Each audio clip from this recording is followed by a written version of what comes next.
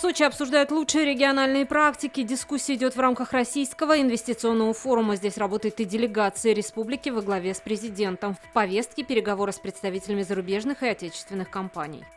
В Татарстане за прошлый год количество раскрытых с помощью видеокамер преступлений выросло в 3 раза. Об этом сегодня на Госсовете республики сообщил министр внутренних дел. Артем Хохорин отметил, что в Татарстане работает более 19,5 тысяч видеокамер.